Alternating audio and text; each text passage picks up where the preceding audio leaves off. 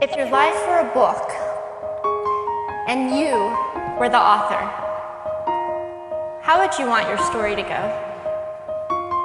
That's the question that changed my life forever.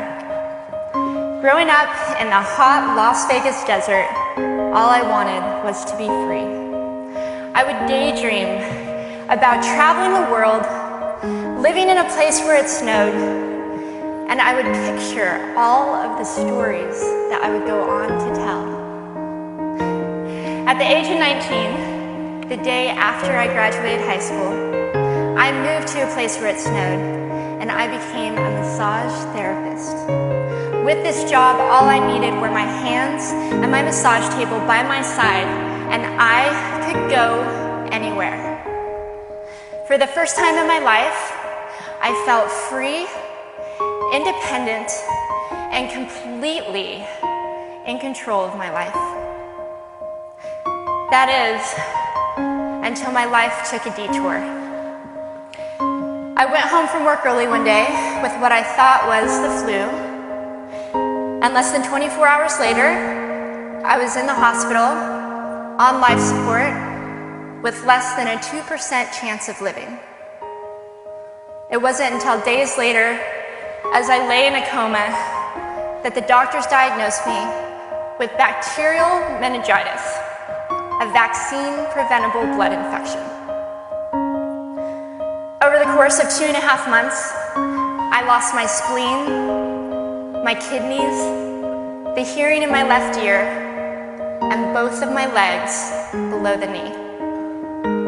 When my parents wheeled me out of the hospital, I felt like I had been pieced back together like a patchwork doll.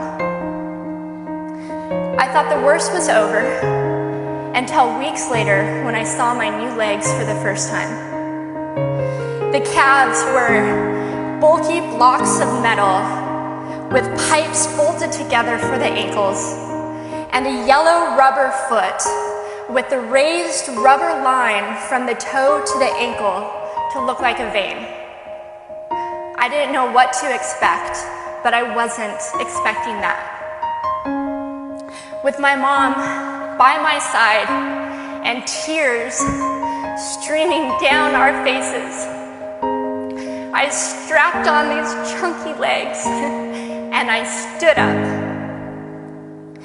They were so painful and so confining that all I could think was, how am I ever going to travel the world in these things?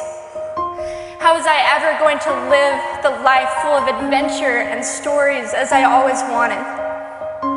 And how was I going to snowboard again? That day, I went home, I crawled into bed, and this is what my life looked like for the next few months.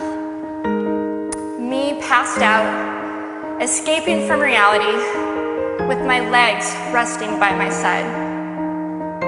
I was absolutely, physically, and emotionally broken.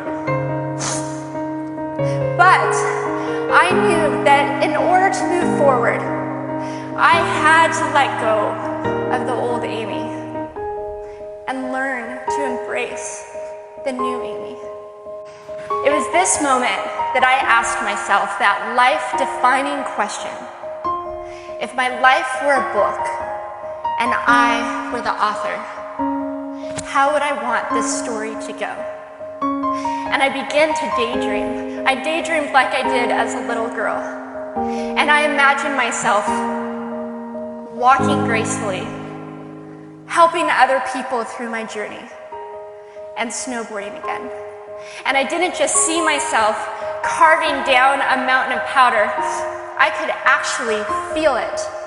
I could feel the wind against my face and the beat of my racing heart as if it were happening in that very moment. And that is when a new chapter in my life began. This is when I learned that our borders and our obstacles can only do two things.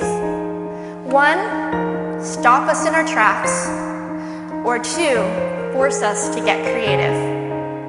I did a year of research, still couldn't figure out what kind of legs to use, couldn't find any resources that could help me. So I decided to make a pair myself. My leg maker and I put random parts together and we made a pair of feet that I could snowboard in. As you can see, rusted bolts, rubber, wood, and neon pink duct tape. It was these legs and the best 21st birthday gift I could ever receive, a new kidney from my dad, that allowed me to follow my dreams again. I started snowboarding, then I went back to work, then I went back to school, then in 2005 I co-founded a nonprofit organization for youth and young adults with physical disabilities so they could get involved with action sports. From there, I had the opportunity to go to South Africa, where I helped to put shoes on thousands of children's feet so they could attend school. And just this past February, I won 2 back-to-back World Cup gold medals, which made me the highest ranked adaptive female snowboarder in the world.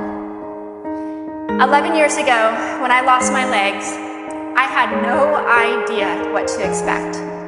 But if you ask me today if I would ever want to change my situation, I would have to say no. Because my legs haven't disabled me. If anything, they've enabled me. They've forced me to rely on my imagination and to believe in the possibilities. And that's why I believe that our imaginations can be used as tools for breaking through borders. Because in our minds, we can do anything, and we can be anything.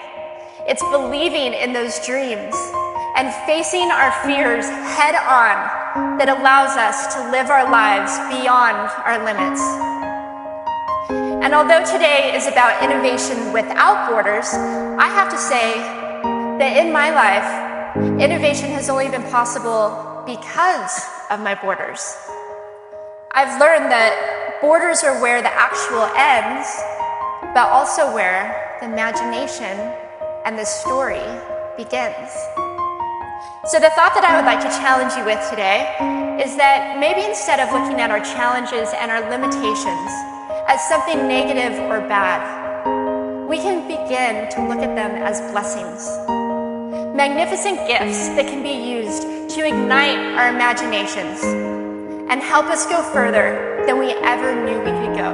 It's not about breaking down borders. It's about pushing off of them and seeing what amazing places they might bring us.